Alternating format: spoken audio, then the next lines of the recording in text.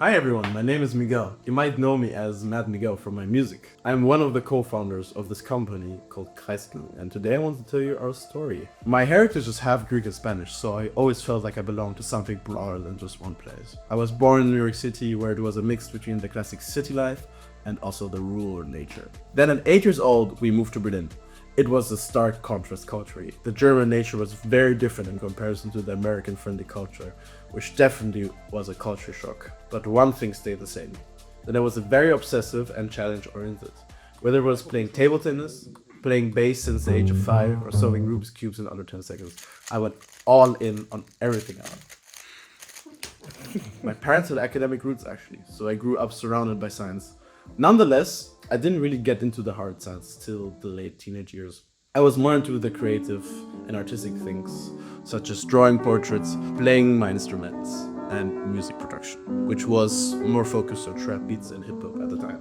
Eventually, in the last years of high school, math actually really grew on me, and I decided to study math in the TU Berlin, which is a university in Berlin. It challenged me intellectually and also emotionally. Hence, it helped me develop in many areas of life, and I am grateful to take this decision. What the fuck is this stuff, bro? Math also helps understand the underlying processes behind music, such as signal processing. It lays the foundation for everything. But in general, music and math are quite different. Hence why it's also a great combination to have in life. I've been making music since I was 5 years old. Actually, I was intrigued by the double bass. Somehow the instrument spoke to me.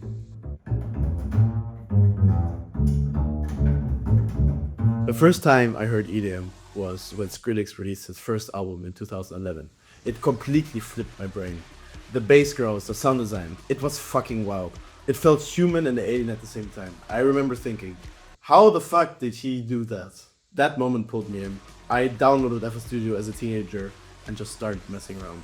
Trap beats, future bass, dubstep. None of it was good back then, but it didn't matter. It was just fun. Then one day, Brooks played my song live.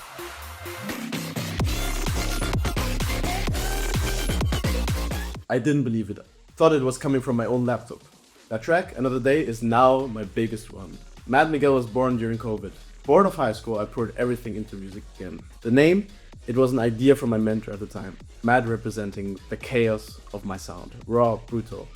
That's the energy. The turning point where it started to feel real was probably the first time I hit 100,000 monthly listeners. But to be honest, the numbers are not what matters. It's your satisfaction with the art that you are doing. So fuck the numbers. Having had the opportunity to work with top names in the industry as a co-producer, that is also something I'm very grateful. But here's the problem with the EDM industry at the moment. The music is getting stale. All the mainstream songs sound the same. This can be attributed to several causes, although we believe the main problem is actually the technological progress being slow. I never really found traditional synths intuitive.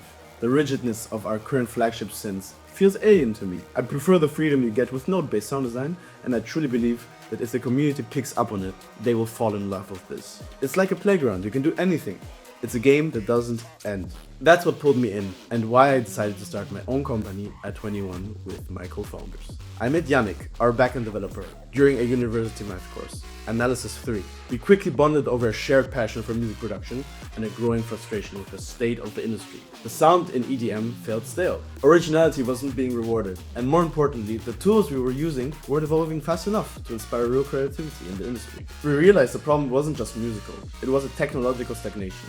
The tools designed to help producers grow were limiting them instead. So we asked ourselves, why not build something better? That question led us to the first idea behind Fabrik, and shortly after, Yannick brought in Eric, our front-end developer. With Yannick's optimization expertise, Eric's creative coding skills, and my deep network and vision for sound design, we formed the trio behind Kreisklang.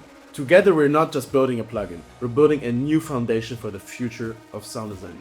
It took us 1.5 years, countless ideas, versions, and prototypes. We had 3 major phases. Alpha testing, which shaped the core of the plugin, a closed and an open beta, key to understanding the market and our competition. Now we're probably in the toughest phase, launching the company. Legal work, bureaucracy, negotiations, it's all part of it, but we're ready to drop the first version.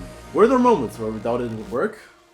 Of course, you never really know it will work, even if you have the best piece of software on the market. Sales, marketing, business management, all these things are equally important to selling a product. Only when you combine real innovation with smart marketing can you have an impact on the industry.